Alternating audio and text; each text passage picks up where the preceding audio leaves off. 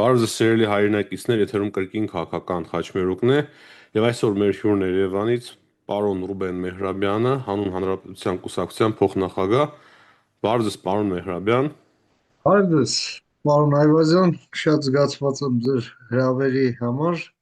եւ ողջունում եմ ձեր հարգարժան լսարանին։ Շատ շնորհակալ ենք, որ ժամանակ գտաք եւ միացաք մեզ, քանի որ ձեր Հաճույքով։ մոտ շատ բուրըն ընտրապայքար է ընթանում։ Հետևում ենք նաեւ։ Պարոն Մեհրաբյան, սկսենք երևի թե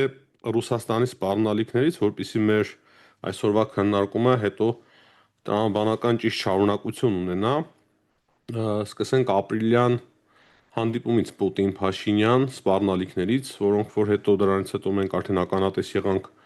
մայիսին հաղթանակի օրը, դրանից հետո արդեն 3 անգամ Վոլոդինն է արտահայտվել փաստացի։ Դրանից առաջ նման բան մենք չէինք տեսնում։ Տեսնում ենք Զախարովայի հայտարարությունները, Լավրովի հայտարարությունները, նրանք էլի դերի մեջ են։ Գալուզինն է հիմա կրկին ակտիվացել, տեսնում ենք, այսինքն բոլորը։ Այսօր էլ Մեդվեդևն է հայտարարությամբ հանդես եկել, որպես Ռուսաստանի գլխավոր ծաղրածու։ Ինչպես հասկանանք այս ամենը, աննախադեպ սրացում է նկատում։ Նախկինում նման բան կարծես թե չի եղել։ Այո, այս շրջափուլի պայմանական սկիզբ կարելի է համարել Պուտին-Փաշինյան հանդիպումը, որը տեղի ունեցավ Մոսկվայում, երբ Ռուսաստանի ղեկավարը փորձում էր արտաքուստ պարկեշտություն պահպանելով, այնուամենայնիվ ինչ-որ ուղերձներ հասցնել Հայաստանի ղեկավարությանը, ընդ որում դա տիպիկ չեկիստական եղանակով փորձելով այսպես հավաքագրման օպերացիա իրականացնել ուղիղ եթերում եւ տեսանք, որ դա ավարտվեց ոչ շահեկան ձևով, հենց այդ ամենը նախաձեռնողի համար, այն է Պուտինի։ Ռուսաստանը շարունակում էր իր պարկեշտությունը արտաքուստ, գոնե պաշտոնական Մոսկվան պահպանել, չնայած ոչ բոլոր մակարդակներում, բայց այնուամենայնիվ նախագահի ապարատը դա պահպանում էր եւ դա կարճ տևեց, որից հետո սկսվեցին ուղիղ սպառնալիքները, մանիպուլյացիաները եւ այդ ամենը համընկավ ռուսական ռոպագանդայի առավել ագրեսիվացման շրջափուլի հետ եւ ակտիվացան նաև ռուսական նարատիվներ տիրաժավորող պրոքսիները Հայաստանում, որոնք թյուրիմացաբար ընտրական գործընթացի սուբյեկտներ են հանդիսանում։ Իսկ արդեն այս վերջին օրերը բնորոշվում են նրանով, որ Ռուսաստանը պարկեշտությունը դրել է մի կողմ, ուղղակի դուք վկայակոչում եք ծաղրածուին, նա նաև այսպես զազրախոս ծաղրածու է, այսպես նա Ռուսաստանի պաշտոնական Մոսկվայի տեսակետներն արտահայտող պաշտոնյաների միջև երևի են հակասանիտարականության ռեյտինգում առաջին տեղն է զբաղեցնում, նաև անսթափության եւ անմեղսունակության չափանիշներով եւս։ Նրանից շատ քիչ է հետ մնում Մարիա Զախարովան, նույն Գալուզինը,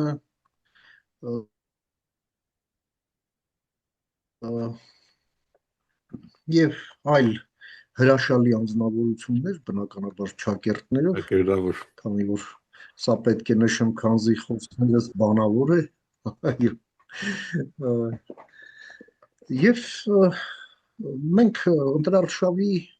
հասարակածն ենք միայն հատել, բայց ամենևինը դեռ պիկին չենք մոտեցել, նրանք իհարկե պիկին մոտեցնելու շատ գործուն քայլերի եւս դիմում են, դա ըստ էության այն էմբարգոն է, որը հայտարարված է ըստ էության հայկական արտահանման հիմնական ապրանքային խմբերի դեմ։ Ընդ որում գործը հասնում է աբսուրդի, որ միանգամից թե հանքային ջրում, թե ծաղիկներում, թե կոնյակում, թե շուտով նաև մրգերում եւ բանջարեղենում հայտնաբերվելու են ինչ-որ ապոկալիպտիկ Վնասատուներ։ վնասատուներ, հա, որոնք գրեթե ատոմային ռումբի էֆեկտ են ունենալու Ռուսաստանցի սպառողի վրա եւ Ռուսաստանն էլ հերոսաբար պաշտպանվելու է Ինչպես որ դրանից։ ժամանակին Բորժոմին վրացական գինին։ Այո, իհարկե, իհարկե։ Նաև տեղեկատվություն է սպառնում, որ մարզերի մակարդակում հայկական շրջանակների դեմ են որոշակի ռեպրեսիվ քայլերի դիմում, նրանք ովքեր բարեհաճություն էին վայելում մարզային իշխանությունների կողմից Ռուսաստանում, մեկ էլ հայտնվել են, այսպես ասենք, սև ցուցակում եւ նրանց սկսել են մերժել, ասենք, այն ծառայություններում, որը մինչ այդ այսպես կանաչ լույս էր վառված եւ նրանք համագործակցում էին ըստ էության հետապնդելով համատեղ թե բիզնես շահեր, ոմանց պարագայում էլ ուղղակի կոռուպցիոն շահեր։ Հայաստանում ուժեղանում է այսպես կոչված լրատվամիջոցների կողմից, ովքեր ուղղակիորեն սպասարկում են ռուսական պրոքսիների քարոզարշավը Հայաստանում եւ նրանց այդ ողջ նարատիվային բազան, մենք տեսնում ենք, որ նրանք ուղղակի մեծացնում են այդ տոքսիկության աստիճանը մթնոլորտի, դա թունավորել է Ռուսաստանը եւ նրանք փորձում են խորացնել դա։ Իդեպ ես ուզում եմ ձեր ուշադրությունը հրավիրել մի շատ կարևոր հանգամանքի վրա։ Դա այն է, որ ըստ էության Ռուսաստանի այս ներգործության հասցեատերը ոչ այնքան կառավարությունն է, իշխանությունը, այլ հենց Հայաստանի քաղաքացին։ Եվ դրանից ելնելով այնուամենայնիվ մենք կառավարությունից ակնկալում ենք եւ հորդորում ենք իրականացնել ոչ միայն իրավական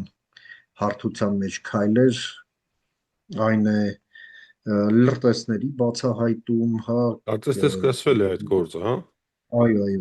կամ կաշառքի դեպքերի բացահայտում, ինչը պետության ուղղակի պարտականությունն է եւ մենք տեսնում ենք, թե որքան է մեծացել մեր իրավապահ մարմինների կարողությունները այդ ամենը բացահայտելու համար, այլև քաղաքական քայլերի, ի վերջո պետությունը պետք է պաշտպանի քաղաքացիներին այն տեղեկատվական, ապատեղեկատվական դիսկուրսիվ ճնշումներից, որը իրականացնում է ռուսական պետությունն ընդդեմ Հայաստանի քաղաքացիների։ Սա պրոպագանդայի էֆեկտ հետապնդող մի արշավ է Ռուսաստանի կողմից եւ տևելու է եւ իր գագաթնակետին է հասնելու, այսպես ասենք, քվեարկության օրվան ընթառաջ։ Հետո ինչ կլինի, դե կապրենք կտեսնենք։ Ռուսաստանը ինքն իրեն է մեծ ռիսկի տակ դնում, բացատրեմ թե ինչու։ Ռուսաստանը ներկայումս մի իրավիճակում է, հիմա ոչ 13 թվականն է եւ Հայաստանն էլ Սերժ Սարգսյանի նման փալասը չի ղեկավարում, իսկ Ռուսաստանն էլ, այսպես ասենք, թեկուզ եւ բարդ, բայց այնուամենայնիվ արևմուտքի գործընկերն է, հա։ Ռուսաստանը հիմա մի իրավիճակում է, երբ միջազգային հանրության մեջ, ինչպես ասում են, նույնիսկ շունը իրենց ձեռքից հատ չի վերցնում եւ իրենք լավ չեն հաշվարկել, որ իրենց այս քայլերով իրենք պետք է, չգիտեմ, Հայաստանում ավելի հարգվեն, քան դա եղել է մինչև հիմա։ Մանավանդ այն ամենից հետո, ինչ դրանք արել են։ Եվ հիմա ինչ որ հայտարարություններ են անում, հիմար խոսում են կամ անսթափ կամ ինչ-որ ասես լրիվ անմեղ սունակ, թերագնահատելով մարդկանց մտավոր ունակությունները, մոռանալով, որ Հայաստանը բաց երկիր է եւ տեղեկատվությունը Հայաստանում բաց է։ Հայաստանի հասարակությանը շփոթում են իրենց լրիվ հաշմված հասարակության հետ, որ այս բաները մեզ չի տպավորում, մեզ վրա չի ազդում կամ մեղմ Բայց ասած համոզություն եւ մենք կարողանում ենք շատ արագ այսպես նույնիսկ լավ այսպես ասեմ միջին վիճակագրական քաղաքացին շատ լավ հասկանում է թե ինչից հետո է եւ ինչ պատճառը հետևանքային կապով եւ որն է իրականությունը, որն է սուտը։ Սա ինձ շատ հիշեցնում է Մեծն Թումանյանի Չարի վերջը, հա, երբ աղա աղվեսի կողմից ինչ որ սպառնալիքներ են գալիս, բայց ամբողջ խնդիրն էլ նա, որ ախր մենք էլ հիմար կայուն չենք էլի։ Հասկանում եք։ Ու այս ամենը իհարկե ասենց եթե մի քիչ փորձում ենք ասենց վերացարկվել այս ամենից, ուղղակի ծիծաղելի է երևում կողքից։ Որովհետև մյուս կողմից էլ այո, Աստված մեզ խնայել է, որ մենք ընդհանուր սահման չունենք Ռուսաստանի, դա թե ինչ կարող է անել Ռուսաստանը։ Մեկ հաշվարկ կա, բայց պարոն Մեհրաբյան, այնուամենայնիվ իրենք հիմա ընտրակաշառքի միջոցով կհայտնվեն խորհրդարանում կունենան ուժ փաստացի։ Եվ մենք եթե խոսում ենք, որ Հայաստանում ընտրությունները չեն կեղծվում, դա այդքան էլ այդպես չէ։ Մենք տեսնում ենք, որ հա, այսօրվա իշխանությունները տրամադրված չեն կեղծելու ընտրությունները, բայց մենք տեսնում ենք, որ ամեն օրվա ռեժիմով հակակոռուպցիոն կոմիտեն մեծ բացահայտումներ է չի անում եւ փաստ է, որ բոլորին դժվար թե կարողանան բացահայտել։ Հնարավոր է, Աստված տա մեծամասնությունը բացահայտվի, բայց այնուամենայնիվ կգտնվեն մարդիկ, ում որ կկաշառեն եւ այդ կաշառքների միջոցով այդ ուժը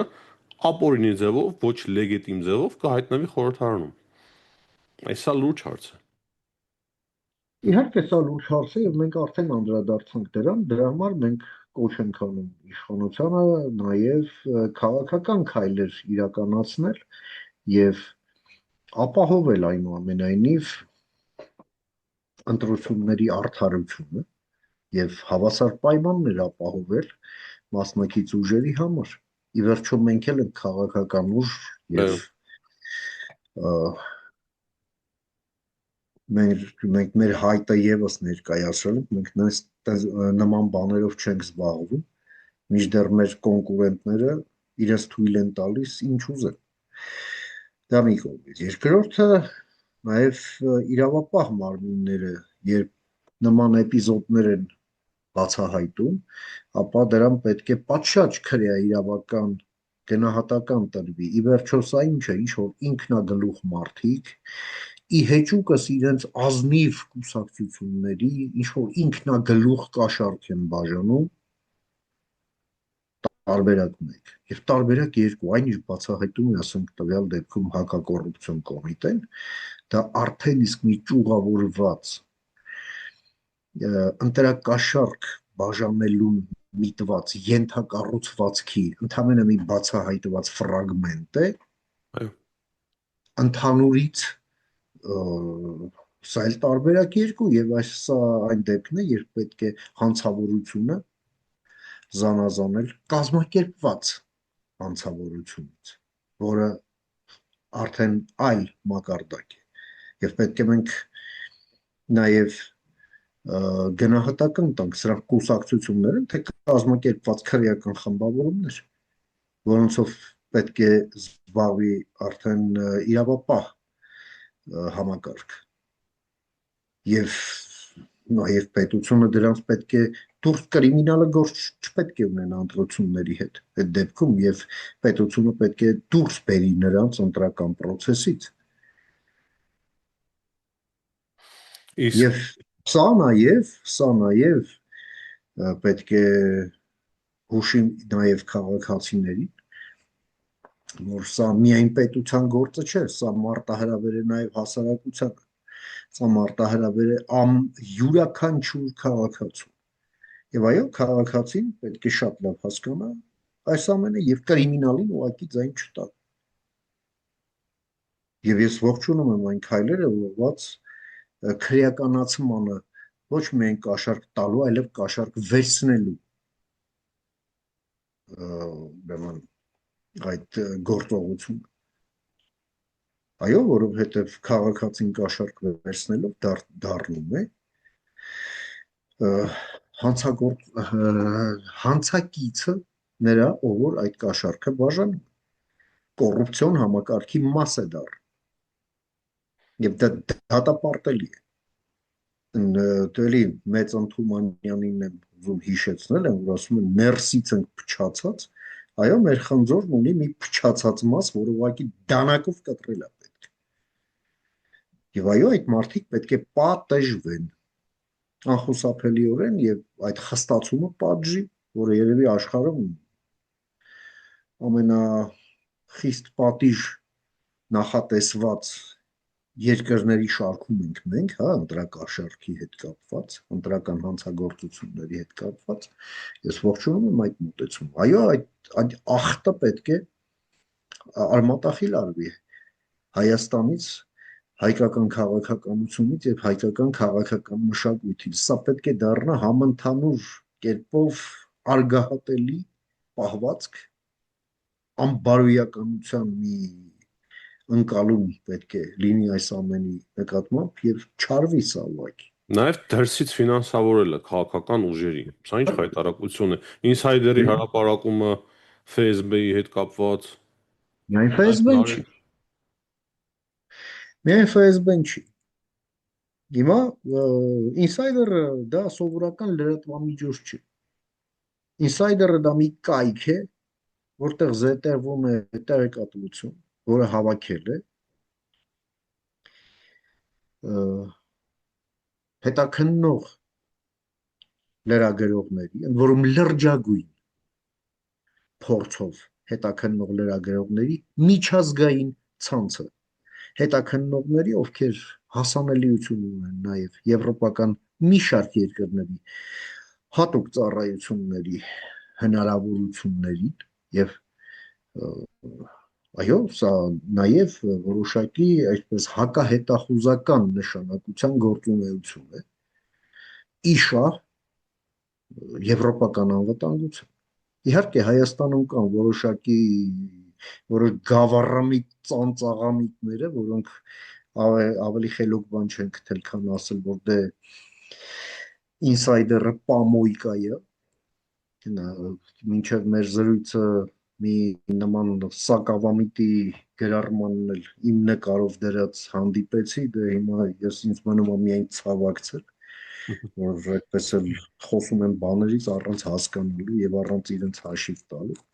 Ինչ որ Դե ինչ ձեռնտու իրենց դա են խոսում։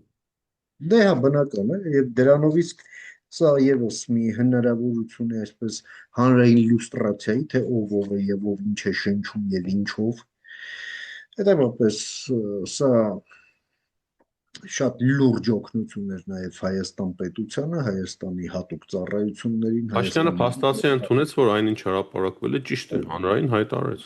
Եվ ամենակարևորը Հայաստանի քաղաքացիներին կողմնորոշվելու, թե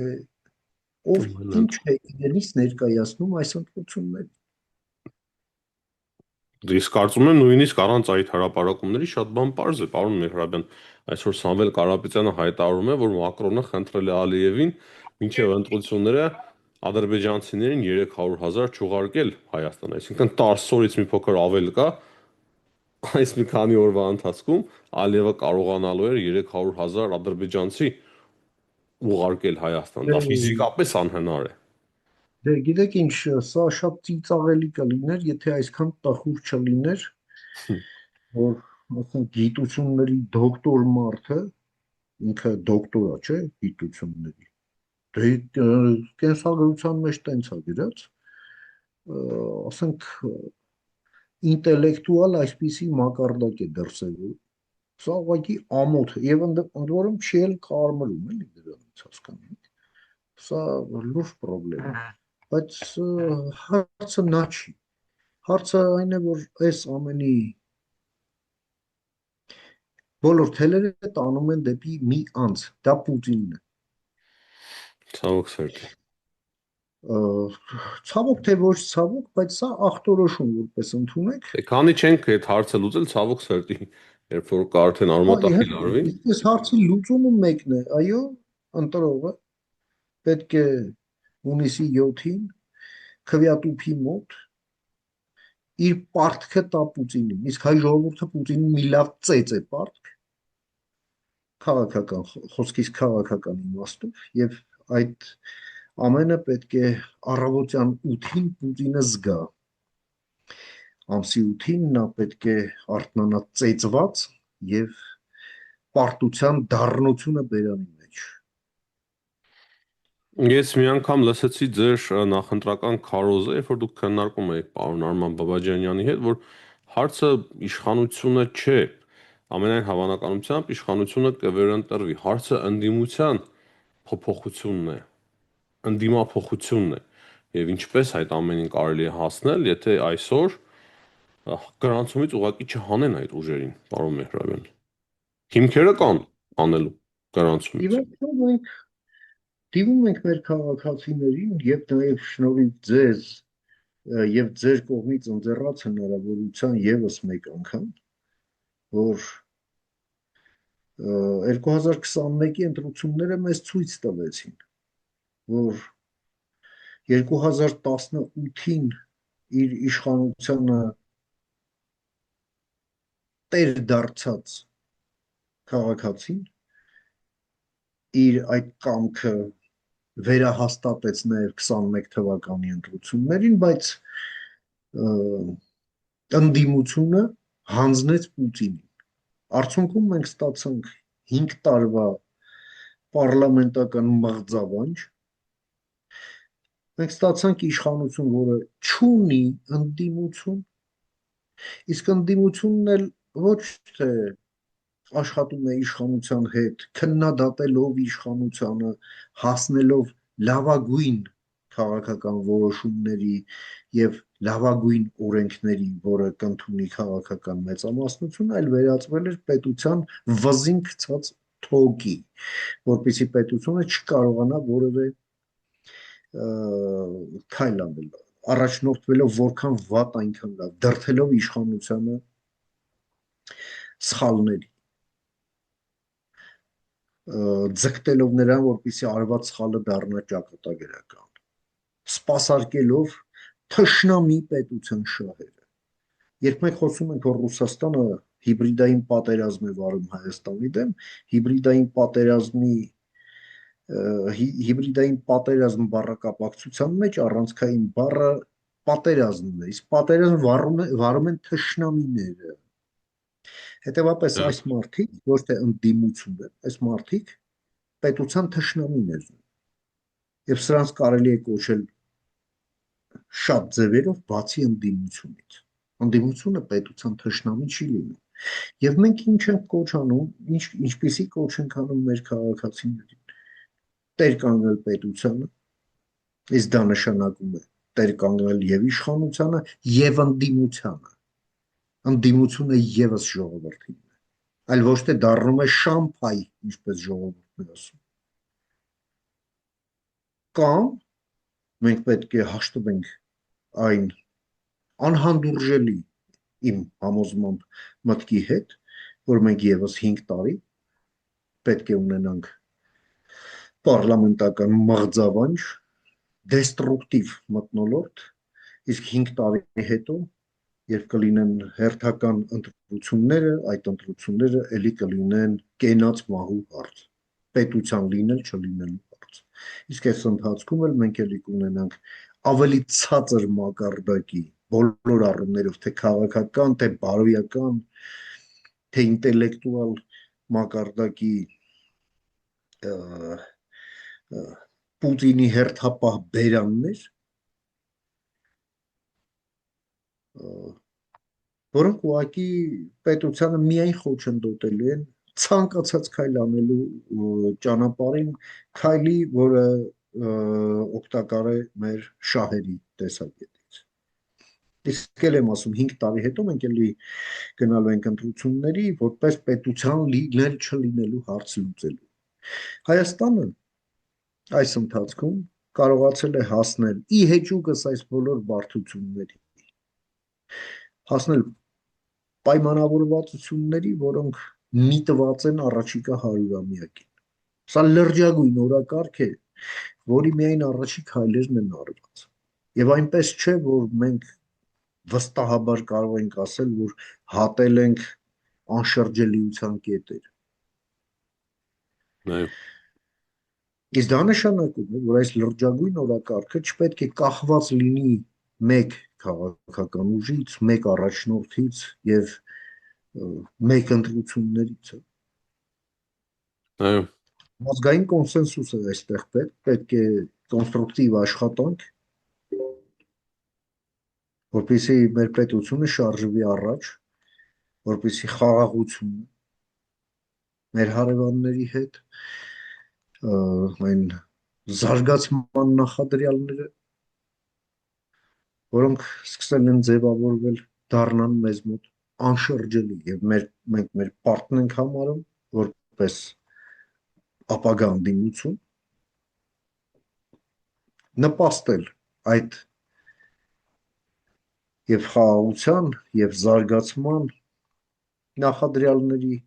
անշրջելիության ինստիտուցիոնալ երաշխիքները։ Պետությունը մարդու նման կանգնած է երկու ոտքի վրա։ Պետությունը կանգնած է իշխանության, հենվում է իշխանության եւ ընդդիմության վրա։ ճիշտ է։ Անցած 5 տարվա ընթացքում մեր պետությունը մեկ ոտքի վրա թռվռացել է ուղղակի։ Ու ինչ որ Եվ բաների մեր այնուամենայնիվ պետության հասել մեր է։ պետության թշնամիներն էլ ամեն ինչ արել են այդ մեկ ոտքը ջարդել։ Եվ մենք դիմադրել ենք դրան։ Այո, Ահավասիկ պարոն Մակրատյան, ճշմարտություն։ Եվ հիմա եւս 5 տարի մի ոտքի վրա թռվռալ կներեք, անհնար է։ ես չեմ ուզում հաշտվել այդ մտքի հետ։ Դրա համար մեր հանուն հանրապետության կուսակցությունը, որը 18 համարի ներքո է հանդես գալու առաջիկա ընտրություններին, հենց այս հայտով է հանդես գալիս մեր ընտրողների առաջ, որ կա ընտրություն եւ մենք միակ քաղաքական ուժն ենք, որը կոչում ենք սպառնալիքը իր անունով, առաջարկում ենք այդ ամենը հաղթահարելու ճանապարհ, ալգորիթմ, պատրաստակամություն այդ ճանապարհն անցնելու եւ մենք ասում ենք, որ մենք չենք ձգտում իշխանափոխության, բայց մենք մեզ համար սկզբունքային նշանակություն ունի եւ ունենալու է անդիմափոխությունը, որովհետեւ սա անդիմություն չէ, սա չարիք է։ Նաև բառապաշարը, որ այսօր քննադատվում է, դա եւս դրա արդյունք է, չէ՞։ Դիմակավորված անձինք Այո, Ռուսաստանից, որոնք որ ամենայն հավանականությամբ Ռուսաստանից հանդես են գալիս սպառնալիքներով, եթե չլինի այո, այդ ընդդիմություն, այդ հիբրիդային պատերազմը, սպառնալիքը այլևս չի լինի, չէ՞, նման ձևի ընտրություն։ այո։ Սրա անունն էլ է Պուտին, պարոն Այվազ։ Այս ամեն ինչի անունը Պուտին է։ Խոսացող գլուխները, որոնց մի մասը դատարկ, խոսացող բերանները, որոնց մի մասը կեղտոտ, այդ ամեն ինչի անունը Պուտին է։ Մի մարդ, ով ցեղասպան է, մանկագող, հանցագործ, միջազգային քրեական դատարանի կողմից հետախուզվող 35 երկրի կողմից, որ տրիբունալ են ստեղծել, դա դատաստանին սпасող եւ դա անխուսափելի է լինելու, եթե կենթանի մնա։ Նա Հայաստանը դիտարկում է ինչպես եւ ցանկացած հետխորհրդային երկիր որպես ժամանակավոր կորուստ, իսկ տարբեր առիթներ, իսկ Հայաստանի դեպքում հունիսի 7-ը, որպես այդ ժամանակավոր կորուստը հետ բերելու հնարավորություն։ Եվ դրա համար եմ ասում, Պուտինը պետք է ծեծ ուտի քվյատուփերի մոտ Հայաստանի Հանրապետության քաղաքացուց, Հայաստանի Հանրապետության քաղաքացին պարտք է եւ այդ պարտքը պետք է վճարի ցույցի։ Ընդ որում նրան թույլ չտալով ոչ իշխանություն, ոչ ընդդիմություն։ Սա է մեր կոչը, մեր ուղերձը Հայաստանի Հանրապետության քաղաքացու։ Շատ շնորհակալ ենք, պարոն Մեհրաբյան, այսօրվա զրույցի համար։